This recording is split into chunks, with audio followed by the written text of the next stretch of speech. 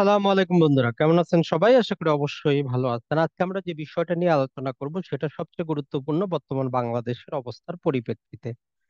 সরকারি চাকরিটা সবার কাছে লোভনীয়। সরকারি চাকরিতে প্রবেশের ক্ষেত্রে বিভিন্ন রকম কোটা সিস্টেমের কারণে নানা প্রকার মিছিল মিটিং আন্দোলন থেকে আমরা জানি যে রক্তক্ষয়ী সংঘর্ষ, যেখানে প্রায় 200-র উপরে নিরীহ ছাত্র ছাত্রী মারা গেছেন।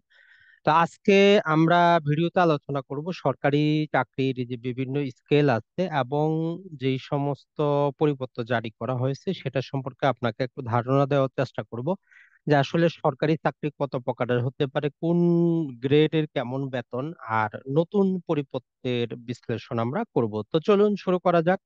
সাথে আছি হোস্ট আজিমউদ্দিন। তো বন্ধুরা, সবার প্রথমে আমরা যে জিনিসটা করব, আমরা পরিপত্রটা দেখে নিই। এইটা হচ্ছে মঙ্গলবার, জুলাই 23, 2024। তো এখানে বলা হচ্ছে যে শুধু সরকারি চাকরি না, সরকারি, আধা সরকারি, স্বায়ত্তশাসিত, আধা স্বায়ত্তশাসিত প্রতিষ্ঠান, স্বশাসিত এবং সংবিধিবদ্ধ কর্তৃপক্ষের যেই সমস্ত চাকরি, সরকারি চাকরির ক্ষেত্রে বিভিন্ন ধাপ উপধাপ আছে, অর্থাৎ সকল প্রকার যেগুলো পাবলিক রিলেটেড যে সমস্ত সংস্থা আছে সেগুলোর ক্ষেত্রে যখনই কি করা হবে, কোনো নিয়োগ দেওয়া হবে, সেক্ষেত্রে 93% সাধারণ বা জেনারেল বা মেধা কোটা, অর্থাৎ পরীক্ষার পরে এখান থেকে 93% নেওয়া হবে। আর যদি কোনো মুক্তিযোদ্ধা অথবা যিনি মারা গেছেন শহীদ মুক্তিযোদ্ধা অথবা যে বীরাঙ্গনা আছেন, মহিলা আছেন, তাদের যদি সন্তান থাকে তাদের জন্য 5%। এইখানে আপত্তিটা ছিল সবার, যে পূর্বের গেজেট যেটা ছিল সেখানে মুক্তিযোদ্ধাদের নাতিপুতিও ইনক্লুড ছিল। তো এই পরিপত্রতে নাতিপুতি বাদ দেওয়া হয়েছে, শুধু মুক্তিযোদ্ধার সন্তানের কথা উল্লেখ করা আছে। আর ক্ষুদ্র নৃগোষ্ঠী যেগুলো আছে, যে উপজাতি বা আদিবাসী, এদের জন্য 1%, এবং শারীরিক প্রতিবন্ধী এবং তৃতীয় লিঙ্গের জন্য 1%। যে টোটাল এই হচ্ছে 100%। তো পূর্বে ছিল যে 56% বিভিন্ন রকম এই রকমের কোটা ছিল, ওই জন্য অনেকেই বঞ্চিত হতো। তো যাই হোক, যদি এই যে মুক্তিযুদ্ধ, শারীরিক প্রতিবন্ধী, এই সমস্ত কোটায় যদি না পাওয়া যায়, তাহলে সেই পদটা সাধারণ যে মেধা তালিকা, মেধা ভিত্তিক, সেখান থেকে পূরণ করা যাবে। তো এই পরিপত্রের মাধ্যমে বহুদিনের যে ছাত্রদের যে দাবিটা ছিল সেটা তারা পাচ্ছে। তো এখন আসি আমরা সরকারি বিভিন্ন প্রকার চাকরির ধাপ উপধাপ নিয়ে।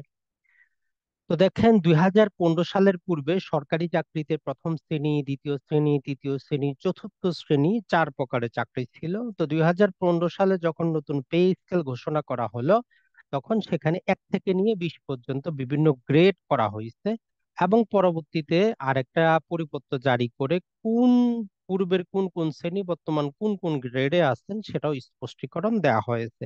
তো চলুন আমরা সংক্ষেপে একটু দেখার চেষ্টা করি।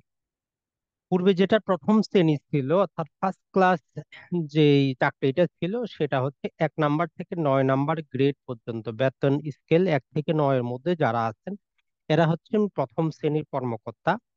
এই 1 থেকে নিয়ে 9-এর মধ্যে যারা আছেন এরা প্রথম শ্রেণীর কর্মকর্তা হলেও শুধুমাত্র সরাসরি নিয়োগে 9 নাম্বার শ্রেণীতে যাওয়া যায়। অর্থাৎ যখনই কোনো পরীক্ষা হবে সেটা হচ্ছে 9 নাম্বার শ্রেণীতে, তখন সেখান থেকে প্রমোশন পেয়ে পেয়ে 8, 7, 6 এভাবে করে করে 1 নাম্বারে আসা যায়। এরপরে দ্বিতীয় শ্রেণীর যেই চাকরি, সেটা 10 থেকে নিয়ে 13। আর তৃতীয় শ্রেণী যেটা, সেটা 13 থেকে 16। তো আপনাদের অনেকেরই মনে হচ্ছে যে দ্বিতীয় শ্রেণী তো 10 থেকে 13, তাহলে 13টা 2 বার কেন? আসলে 13টা 2 বার কেন সেটার স্পষ্টীকরণও সরকার দিয়েছে। আর চতুর্থ শ্রেণী সেটা হচ্ছে 17 নাম্বার গ্রেড থেকে 20 নাম্বার গ্রেড, অর্থাৎ বিভিন্ন অফিসের পিয়ন, ঝাড়ুদার, নাইট গার্ড যারা আছেন এরাই হচ্ছে চতুর্থ শ্রেণীর কর্মচারী। তো তাহলে আমরা আসি প্রথম শ্রেণীর ক্ষেত্রে, যেটার মধ্যে এই এতদিন পর্যন্ত যে পরিপত্রটা ছিল, যে কোটা প্রথা বাতিল করাও হয়েছিল 2018 সালে, সেটা প্রথম শ্রেণীতেই ছিল। এইবার একদম সকল শ্রেণীতে এটা প্রযোজ্য হবে। তো দেখেন, 1 নাম্বার গ্রেডে যারা সচিব আছেন এরা থাকেন, 2 নাম্বার গ্রেডে অতিরিক্ত সচিব, 3 নাম্বার গ্রেডে যুগ্ম সচিব, এভাবে সরকারের বিভিন্ন ধাপ উপধাপ আছে।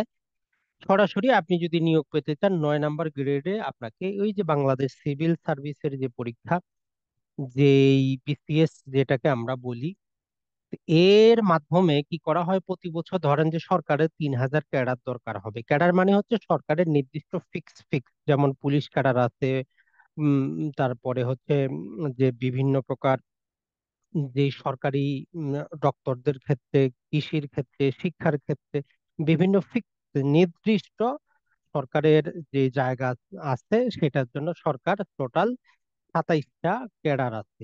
এই 27টা ক্যাডারের বিপরীতে প্রতি বছর কি করে সরকার পরীক্ষা নেয়। এই পরীক্ষার মাধ্যমে দেখা যায় যে 3,000 নেওয়া হবে, 5,000 পাশ করে। তো বাকি 2-3 হাজার যেগুলো আছে, এগুলো আর ক্যাডারে তো চাকরি পায় না, তখন এদেরকে নন ক্যাডারে, যেমন সাব রেজিস্ট্রার আছে 10 নম্বর গ্রেডে, এদেরকে নিয়োগ দেওয়া হয়। তাহলে বিসিএস পরীক্ষার মাধ্যমেই আপনি প্রথম শ্রেণী চাকরি পেতে পারেন। 9 নম্বর গ্রেডে আপনার চাকরিটা আপনি শুরু করবেন, যার প্রাথমিক বেতন 22,000 থেকে শুরু হয়, প্লাস আরো অন্যান্য তো আছেই। সর্বোচ্চ ক্যাডারের বেতন হচ্ছে বর্তমান বাংলাদেশে প্রথম শ্রেণীর যে 1 নম্বর গ্রেডে 78,000 টাকা। তবে এটার সাথে আর তাদের বাড়ি ভাড়া এটা সেটা যুক্ত হয়ে প্রায় 1,40,000 টাকার উপরে আসে। তাহলে আপনি বুঝলেন যে বাংলাদেশের প্রথম শ্রেণীর চাকরি আপনি ইচ্ছা করলে 1 নম্বর গ্রেডে যাইতে পারবেন না, 9 নম্বর গ্রেডেই বিসিএস পরীক্ষা দিয়ে ক্যাডার যদি আপনি হন, তবেই আপনি এই 9 নম্বরের চাকরি নেবেন, পরে প্রমোশন হয়ে হয়ে আপনি 1 নম্বরে যেতে পারবেন। 22,000 টাকায় আপনার প্রাথমিক বেতন শুরু হয়। আর আপনি যদি প্রথমে শ্রেণীতে যাইতে পারেন সচিব পর্যায়ে, আপনার 78,000 টাকা বেতন হবে। তো এইটা হচ্ছে একটা জিনিস। এর পরে যারা চাকরি পায় না ক্যাডারে কিন্তু পাশ করতে পরীক্ষায়, এদেরকে নন ক্যাডার বিভিন্ন পদে কি করা হয়, 10 নম্বর গ্রেডে নিয়োগ দেওয়া হয়, যেটা হচ্ছে আমাদের দ্বিতীয় শ্রেণী। তো সরকার যে কাজটা করেছে, পূর্বে যারা দ্বিতীয় শ্রেণী ছিল এদেরকে 10 থেকে নিয়ে 13-র মধ্যে বিভিন্ন শ্রেণীতে তারা বিন্যাস করেছে। আর তৃতীয় শ্রেণী যারা, এই দ্বিতীয় শ্রেণীতে আমরা আরেকজনকে যেমন রাখতে পারি, যে আমাদের যে সরকারি স্কুলগুলোতে প্রধান শিক্ষক যিনি আছেন, তিনি কিন্তু দ্বিতীয় শ্রেণীর, পূর্বের দ্বিতীয় শ্রেণীর, বর্তমানে উনি 10 নম্বর গ্রেডে বেতন পান। এটা ছাড়া যে অন্যান্য যে শিক্ষকগুলো আছেন, এরা হচ্ছেন তৃতীয় শ্রেণীর, যারা বর্তমানে 11তম গ্রেডে বেতন পান। আর চতুর্থ শ্রেণীতে আমরা আগেই বলেছি যে পিয়ন, ঝাড়ুদার, নাইট গার্ড আছে এরা। আপনি যদি বাংলাদেশের অফিসগুলোতে নর্মালি ভিজিট করেন, দেখবেন যে সেখানে 3 প্রকারের কর্মকর্তা বা কর্মচারী পাবেন।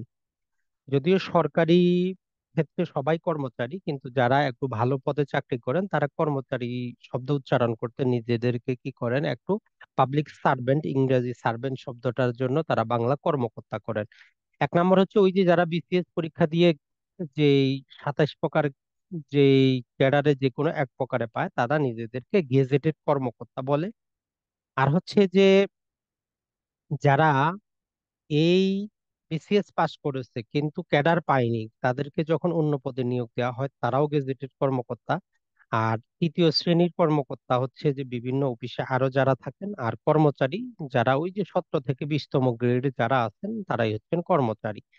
বাংলাদেশে যদি আমরা দেখি তাহলে মোটামুটি সর্বনিম্ন সরকারি চাকরি, যে যারা ঝাড়ুদার, নৈশ প্রহরী আছেন, তাদের 8,250 টাকা, আর সর্বোচ্চ 78,000 টাকা। তো এটার সাথে তাদের বাড়ি ভাড়া, যাতায়াত, এটা সেটা সবকিছু যদি আমরা ক্যালকুলেশন করি, দেখা যায় যে সর্বনিম্ন বেতন 20,010 টাকা এবং সর্বোচ্চ বেতন প্রায় 1,40,000 টাকা পর্যন্ত হয়ে থাকে।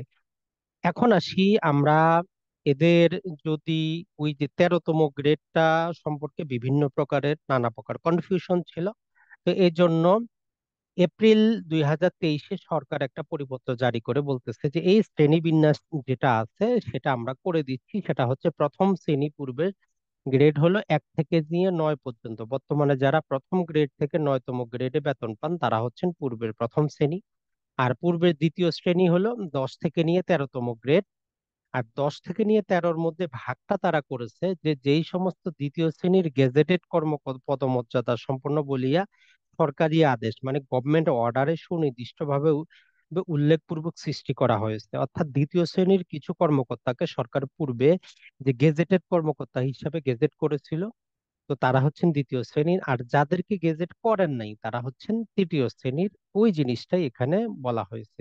আর চতুর্থ শ্রেণী 17 থেকে 20। তো এদের বেতন স্কেল বা পে স্কেলটা যদি আমরা একটু দেখি, যে দেখেন যে 1 নাম্বার থেকে আমাদের 9 নাম্বার পর্যন্ত এরা হচ্ছে প্রথম শ্রেণীর, যে 78,000 টাকা সর্বোচ্চ। আর সর্বনিম্ন যদি আমরা দেখি 20তম গ্রেড চতুর্থ শ্রেণী 8,250, যেটা 20,010 টাকা পর্যন্ত হতে পারে। তো বন্ধুরা, আমরা আশা করি যে সরকারি চাকরির ক্ষেত্রে পূর্বে যেটা হইতো, যে এই যে প্রথম এবং দ্বিতীয় শ্রেণী বাদ দিয়েও তৃতীয় চতুর্থ শ্রেণীতেও কোটা ছিল, তো এই জন্য মুক্তিযোদ্ধা অথবা বিভিন্ন প্রকার ভাবে ভুয়া সার্টিফিকেট বানিয়ে তারা চাকরি নিচ্ছিল। তো এই 200-র উপরে তরতাজা রক্তের প্রাণের বিনিময়ে একটা গেজেট পাওয়া গেছে, যেটা হয়তো কার্যকর হয়ে গেছে, ইমিডিয়েট ইফেক্ট তারা বলেছে, অর্থাৎ এখন থেকে যে কোনো পরীক্ষার ক্ষেত্রে এটা কার্যকর হবে। তাইলে সরকারি চাকরিতে 4 প্রকারের সরকারি যে কর্মকর্তা আছেন, প্রথম শ্রেণী, দ্বিতীয় শ্রেণী, তৃতীয় শ্রেণী, চতুর্থ শ্রেণী, 2015 সালে পে স্কেলের পর এই শ্রেণীগুলোকে 20টা গ্রেডে ভাগ করে দিয়েছে তারা। 1 নাম্বার থেকে 9 নাম্বার পর্যন্ত হচ্ছে প্রথম শ্রেণীর। তো এই প্রথম শ্রেণী হইতে গেলে আপনি 9 নাম্বার গ্রেডে পরীক্ষা দিয়ে আপনাকে এন্ট্রি নিতে হবে।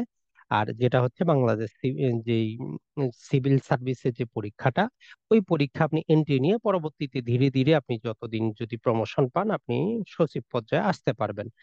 এর ছাড়া যদি আমরা দেখি যে পরবর্তী যে বিভিন্ন ধাপগুলো আছে, কিছু কিছু ক্ষেত্রে পরীক্ষা হয়, কিছু কিছু ক্ষেত্রে মৌখিক পরীক্ষা দিয়েও কিন্তু চাকরি নেওয়া হয়, কিছু কিছু ক্ষেত্রে কোনো পরীক্ষাই নেই। যেমন নৈশদার, ঝাড়ুদার, পিয়ন আছে, এদের ক্ষেত্রে নর্মালি কি করা হয়, ওই জেলা প্রশাসক ওই অঞ্চলের জন্য যতজন প্রয়োজন নিয়োগ দিয়ে থাকেন। সরকারি নিয়োগের বিশাল বই আছে বাজারে, যে কোন পরীক্ষার কিভাবে নিয়োগ হয়, নানা প্রকার জিনিস আছে। তো আমরা জাস্ট সিম্পলি আপনাদের সামনে তুলে ধরলাম। আর যা এই সমস্ত ছাত্রছাত্রী আন্দোলন করেছেন, যাদের কারণে এই পরিপত্রটা এসেছে, তাদেরকে জানাই আমরা হাজার সালাম। তবে সরকারের উচিত এই নিরীহ ছাত্রদেরকে যারা হত্যা করেছে এদের বিচার করা। ভালো থাকবেন, সুস্থ থাকবেন। আসসালামু আলাইকুম।